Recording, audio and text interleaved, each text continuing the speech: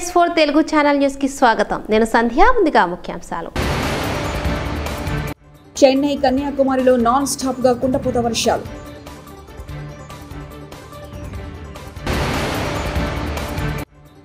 లోక్సభ ఫలితాల తర్వాత భారసా ఉండదు మంత్రి కోమటిరెడ్డి వెంకటరెడ్డి.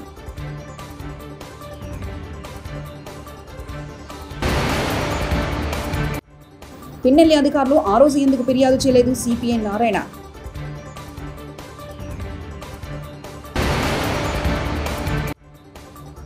కృష్ణా జిల్లా మచిలీపట్నంలో అల్లరి ముగ్గులపై పోలీసుల కాల్పులు.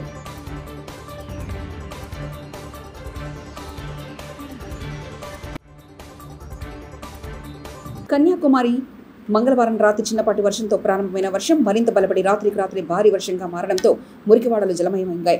వర్షపు నీరు వరదలా వీధిలో ప్రవహించింది. సాయంత్రం 6 గంటలకు వర్షం మొదలైంది మరియు బుధవారం ప్రారంభ గంటల వరకు కొనసాగింది. కొట్టారంలో మంగళవారం సాయంత్రం ఉరుములు ఈదురుగాలతో కూడిన వర్షం పడింది. మండలంలో 84.6 మిల్లీమీటర్ల వర్షపాతం నమోదైనట్లు అధికారులు తెలిపారు.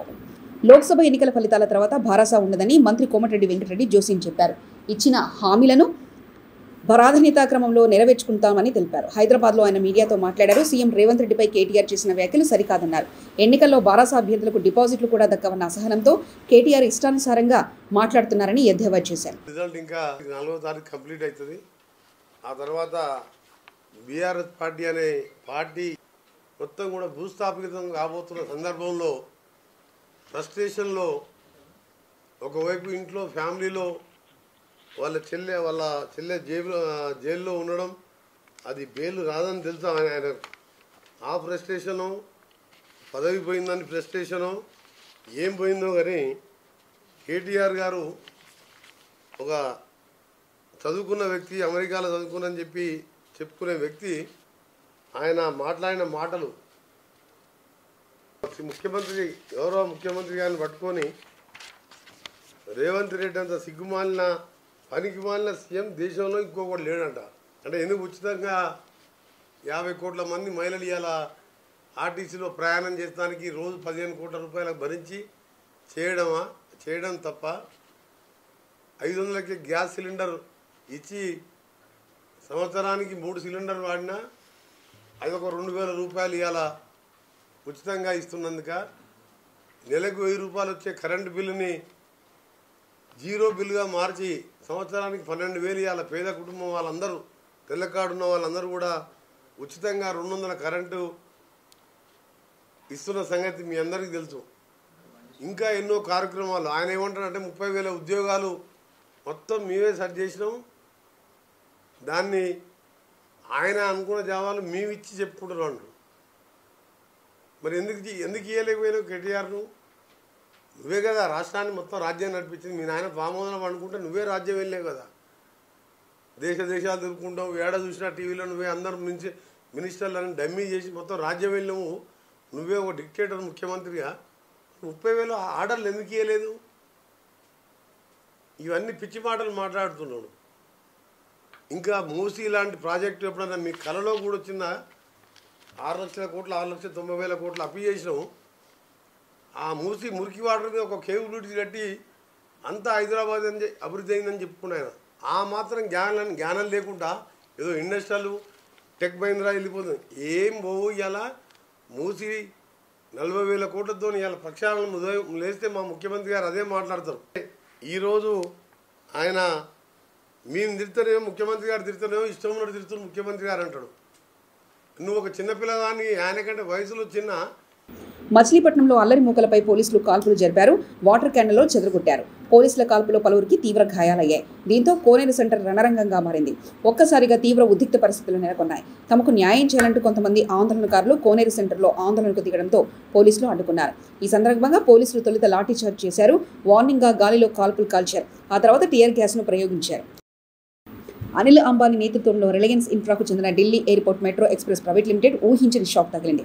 2,599 కోట్లను ఎస్బీఐ ప్రైమ్ లెండింగ్ రేటుపై అదనంగా 2% చొప్పున వడ్డీతో పాటు 15 రోజుల పాటు తిరిగి చెల్లించాలని కోరుతూ ఢిల్లీ మెట్రో రైల్ కార్పొరేషన్ DAMEPLకి నోటీసులు జారీ చేసింది. చెల్లించడంలో విఫలమైతే కోర్టు ధిక్కార కేసును ఎదుర్కోవాల్సి వస్తుందని హెచ్చరించింది.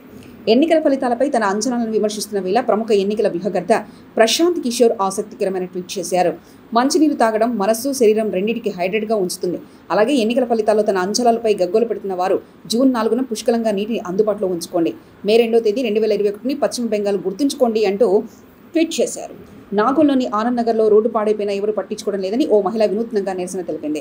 రోడ్డుపై ఉన్న గుంతలో కూర్చొంది. ఇప్పటికైనా అధికారులు స్పందించి వెంటనే రోడ్డు బాగు చేయాలని ఆమె డిమాండ్ చేసింది. సమాచారం తెలుసుకున్న పోలీసులు అక్కడికి చేరుకొని ఆమెకు నచ్చచెప్పారు. తెలంగాణ మంత్రులు అంతా కలిసికట్టుగా ఉన్నారని, నేతల్లో ఎలాంటి విభేదాలవని కాంగ్రెస్ వర్కింగ్ ప్రెసిడెంట్ జగ్గారెడ్డి స్పష్టం చేశారు. తమ కెప్టెన్ సీఎం రేవంత్ నేతృత్వంలో టీం ప్రజల కోసం పనిచేస్తుందని జగ్గారెడ్డి వ్యాఖ్యానించారు. 5 ఏళ్లు రేవంత్ రెడ్డి ముఖ్యమంత్రిగా కొనసాగుతారని, అందులో సందేహాలకు తావులేదని స్పష్టం చేశారు. తమ ప్రభుత్వానికి వచ్చిన ఇబ్బంది ఏమీ లేదని తేల్చి చెప్పారు. కొందరు కావాలనే ఇబ్బందులకు గురి చేస్తున్నారని మండిపడ్డారు. ఎన్నికల రోజున వైకాపా ఎమ్మెల్యే పిన్నెల్లి రామకృష్ణారెడ్డి ఈవీఎంను ధ్వంసం చేస్తే ఆ రోజు ఫిర్యాదు చేయకుండా అధికారులు ఏం చేస్తున్నారని సిపిఐ సీనియర్ నేత నారాయణ ప్రశ్నించారు. ఢిల్లీలో ఆయన గురువారం మీడియాతో మాట్లాడారు. వైకాపాకు అనుకూలంగా పోలీసు వ్యవస్థ పనిచేస్తుంది అనుకునేందుకు ఇలాంటి ఘటనలే నిదర్శనమన్నారు. వాళ్ళ మాట ఎవరు వినలేదు, వాళ్ళు చెప్పేశారు మా మాట ఎన్నో లేదు. మీకు ఎగ్జాంపుల్ రెండే. ఒకటి చంద్రగిరి నేను స్వయంగా చూశాను కాబట్టి, అంటే ఒక లేడీగా పోయాను. స్ట్రాంగ్ రూమ్స్ ఉన్న చోట పోలీసులు పెట్టరా? మహిళా యూనివర్సిటీలో మొత్తం స్ట్రాంగ్ రూమ్ ఉంటే ఒక్క కానిస్టేబుల్ లేడు, కెమెరాలు లేవు, ఎన్నికల ఆఫీసర్లు మాత్రం ఉన్నారు. వాడు ఎవరో దాడి చేసి ఉంటే పిల్లి రామకృష్ణ అంటే వాళ్ళు అయితే చెత్తపోయేవాడు మొత్తం. అప్పుడు టీడీపీ అభ్యర్థి దాడికి వచ్చాడు. తను వెంటనే గొడ్డళ్ళు సమిట్లు తీసుకొచ్చి ప్రీ ప్లాన్ దాడి చేశారు. ఆ గన్మెన్ తను చచ్చిపోయాడు. ఎప్పుడు బయటపడింది తెలుసా? ఆ ఎమ్మెల్యే క్యాండిడేట్ కారుకి ముందర రోజే కెమెరాలు పెట్టారు. ఆ కెమెరాలే సాక్ష్యమైన తప్పితే లేకుండా పోతే సాక్ష్యాలు లేవు. వాడు కారులోనే కూర్చొని భయపడి పోలీసు ఫోన్ చేస్తే 45 మినిట్స్ రాలే పోలీసు. రెండోది అందరికి తెలుసు, 11వ తారీఖు పోలింగ్ జరిగితే మాచర్ల ఎమ్మెల్యే దాన్ని పగలగొడితే ఇప్పుడు బయటకు వచ్చింది. నేను 19th కూడా పోయినా గుంటూరుకి, అప్పుడు కూడా బయటపడాల. అంటే జరిగినాక పోలింగ్ ఆఫీసర్లు ఎక్కడ ఉన్నారు, ఏజెంట్లు ఎక్కడ ఉన్నారు, మరి వాళ్ళ రిపోర్ట్లు ఇవ్వాలా, మరి పోలీసులు ఉండే ఉంటారు కదా అక్కడ. చివరికి ఎట్లో ఫుటేజ్ బయటపడింది కాబట్టి ఇప్పుడు వచ్చింది. అంటే ఇంత దుర్మార్గమైన పద్ధతుల్లో జరిగినటువంటి ఎలక్షన్స్ చూస్తుంది. నా ఉద్దేశంలో అక్కడ పోలింగ్ ఆఫీస్ చెప్పారు, పోలింగ్ ఆఫీస్ అంటే పని రిపోర్ట్ ఇవ్వాలి. ఒకవేళ రిపోర్ట్ వచ్చి పోలీసు పట్టించుకుంటే వాళ్ళందరి మీద యాక్షన్ తీసుకోవాలి. ఈ సందర్భంగా బాధ్యతాయుత ముఖ్యమంత్రి ఎన్నికలు అయిపోగానే విదేశాలకు వెళ్ళిపోయాడు. కింద తాంబోసం తనుకొని సామని చెప్పేసి వెళ్ళిపోతే ఎంత బాధ్యత ఇది? వాళ్ళు కదా కంట్రోల్ చేయాలా? రామకృష్ణ కంట్రోల్ చేస్తే వైసీపీ వాళ్ళే కదా. ఎంత బాధ్యత రహితంగా వెళ్ళిపోయి విహారయాత్రకు వెళ్తారా ఏదో విజయం సాధించేట్టుగా? విశాఖపట్నం జిల్లా సింహాచలం క్షేత్రానికి భక్తులు పోటెత్తారు. వైశాఖ పౌర్ణమి ఉత్సవం నేపథ్యంలో ఉత్తరాంధ్ర, కోస్తా ప్రాంతాల నుంచి పెద్ద సంఖ్యలో భక్తులు తరలివచ్చారు. అడివరంలోని వరాహ పుష్కరిణి చెరువు వద్ద పుణ్యస్నానాలు ఆచరించి అప్పన్న స్వామిని దర్శించుకున్నారు. అర్చకులు అప్పన్న స్వామికి 2వ విడత చందన సమర్పణ సాంప్రదాయంగా నిర్వహించారు.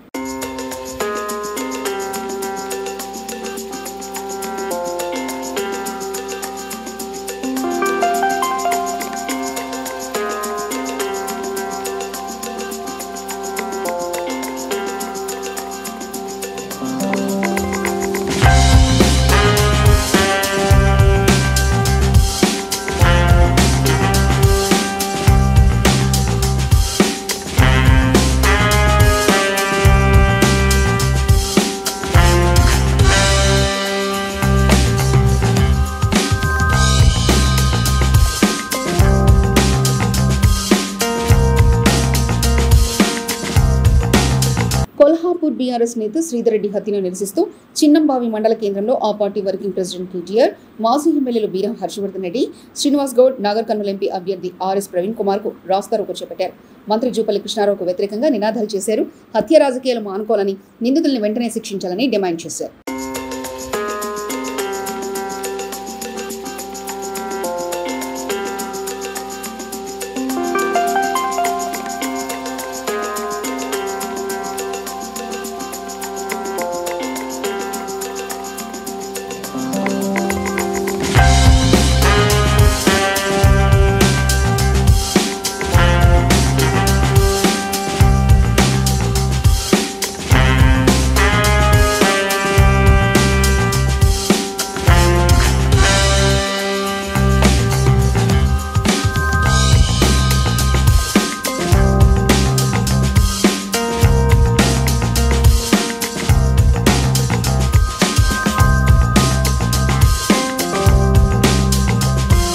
సంగారెడ్డి జిల్లా పటాన్చెరు నియోజకవర్గం అమీన్పూర్ మున్సిపల్ పరిధిలో అమీన్పూర్ మాజీ సర్పంచ్ కాటా దర్శన్ గౌడ్ 6వ వర్ధంతి సందర్భంగా ఆయన కుమారుడు కాటా రమేష్ గౌడ్, సునీత దంపతుల ఆధ్వర్యంలో అమీన్పూర్లో ఉచిత వైద్య శిబిరాన్ని ఏర్పాటు చేశారు. ఈ కార్యక్రమానికి ముఖ్య అతిథిగా అమీన్పూర్ మున్సిపల్ చైర్మన్ తుమ్మల పాండురంగారెడ్డి హాజరై శిబిరాన్ని ప్రారంభించారు. ఈ సందర్భంగా తుమ్మల పాండురంగారెడ్డి మాట్లాడుతూ నిరంతరం అమీన్పూర్ అభివృద్ధి కొరకై దర్శన్ గౌడ్ మాట్లాడేవారని, తమలాంటి వారందరికీ రాజకీయంగా ఓనమాలు నేర్పించారని తెలిపారు.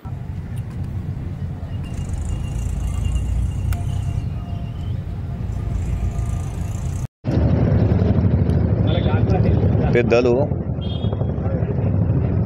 అమీన్పూర్ మాజీ సర్పంచ్ స్వర్గీయ దర్శన్ గౌడ్ గారి 6వ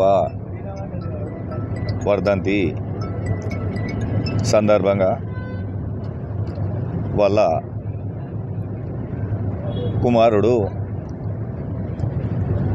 కాటా రాజేష్ గౌడ్ గారు, కోడలు సునీత గారు వాళ్ళ ఆధ్వర్యంలో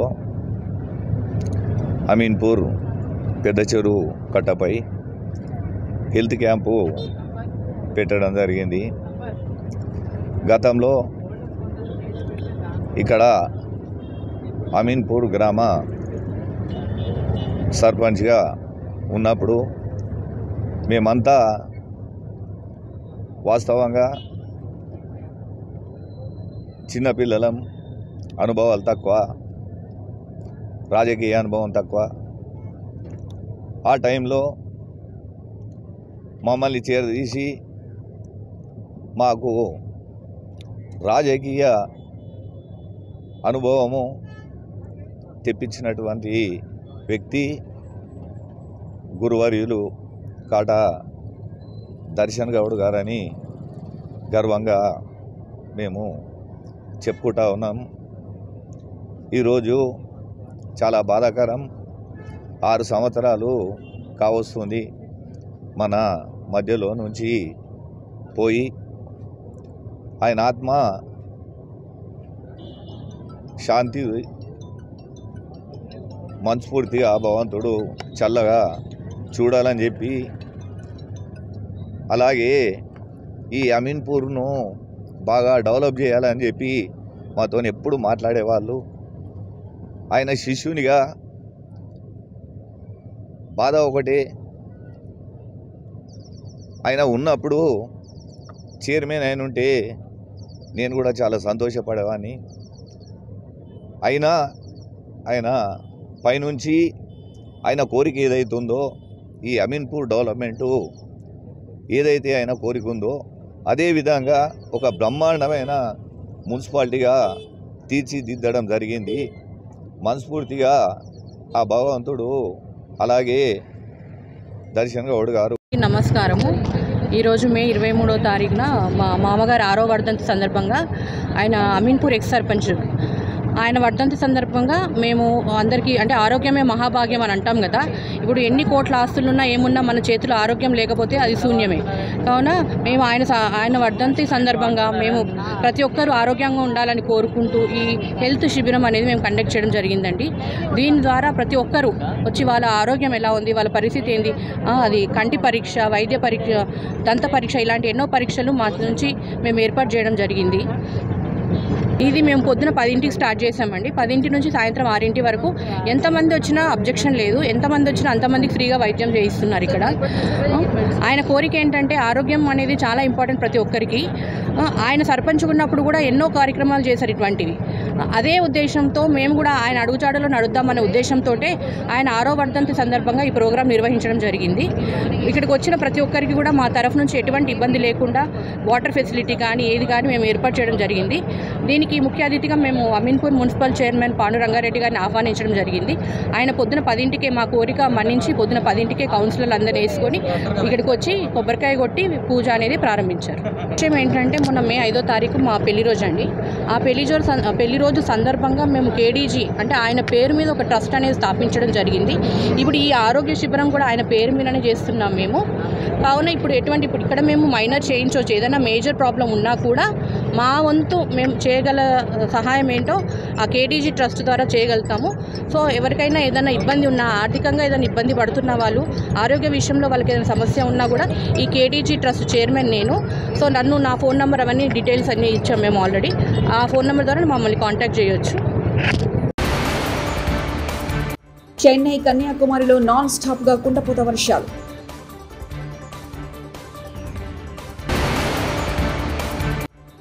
లోక్సభ ఫలితాల తర్వాత భారసా ఉండదు, మంత్రి కోమటిరెడ్డి వెంకటరెడ్డి.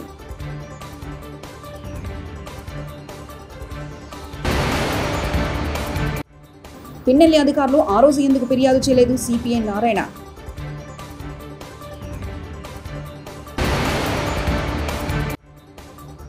కృష్ణా జిల్లా మచిలీపట్నంలో అల్లరి ముగ్గులపై పోలీసుల కాల్పులు.